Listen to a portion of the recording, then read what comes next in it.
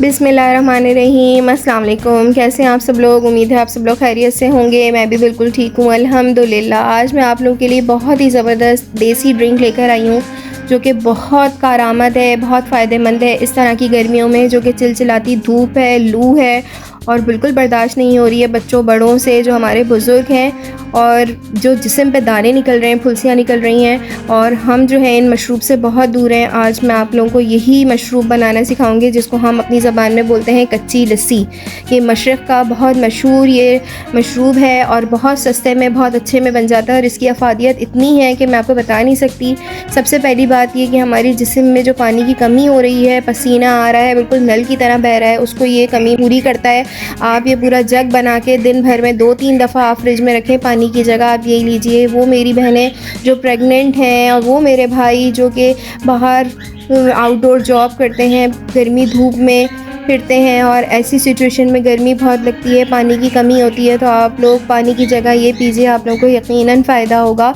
ये मेरी वीडियो बनाने का मकसद यही था कि मैं आप लोगों से ये चीज़ शेयर करूं और जिनको नहीं पता कच्ची लस्सी के बारे में वो ये रेसिपी देखें, और जिनको पता है और अगर अभी तक नहीं आप लोगों ने कच्ची लस्सी स्टार्ट की है तो आप लोग ज़रूर कच्ची लस्सी पीजिए, बनाइए, बहुत आसानी से बन जाती है। ये दूध से बनती है, लेकिन ये वो दूध है जो सूखा दूध हम लोग इस्तेमाल करते हैं उससे नहीं बनेगी। ये जो टेट्रा पैक मिल्क होता है उससे भी नहीं बनेगी। ये जो हमारा दूध फ्रेश होता है गवाले का, जो ताज़ा दूध आता है, ये इससे बनाई जाती है। इसमें जो है इसका रेशो इस तरह का होता है कि हम 1 गिलास अगर अपना ये वाला फ्रेश दूध ले रहे हैं, इसको आप अच्छी तरह से पहले पका लीजिए, उबाल लीजिए, इसमें से मलाई अलग कर लीजिए, जो हमारा दूध रह जाता है इसको 1 गिलास नाप के ले लीजिए और उसमें जो है आप पहले बर्फ़ डालिए अच्छी तरह से। इसको ठंडा ठंडा पिया जाता है, जितना ये ठंडा होता है उतना ही मज़े का लगता है ये, और तासीर इसकी ठंडी होती है और बहुत मज़े का ये मशरूब बोलूँ मैं इसको, देसी ड्रिंक बोलूँ, जो भी है, और बहुत अफादियत वाला है।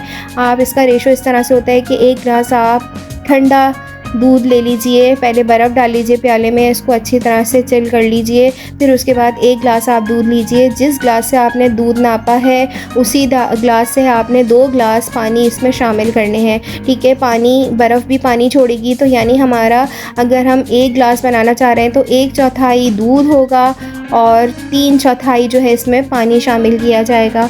फिर इसकी अफादियत होती है बहुत ज़बरदस्त। ये है इस गर्मी में आप लोग ज़रूर बनाइए, बच्चों को दीजिए, बड़ों को दीजिए, बुज़ुर्गों को दीजिए।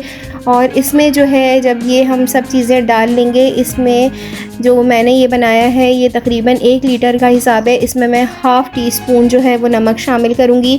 नमक आप अपने हिसाब से कम या ज़्यादा रख सकते हैं, ठीक है। जो मेरे बहन भाई जिनको ब्लड प्रेशर रहता है वो ये ज़रूर इस्तेमाल कीजिए, लेकिन नमक माइनस कर दीजिए, नमक इसमें बिल्कुल भी नहीं जाएगा। आप बग़ैर नमक के आप ये पीजिए, आप लोगों को ज़रूर फ़ायदा होगा।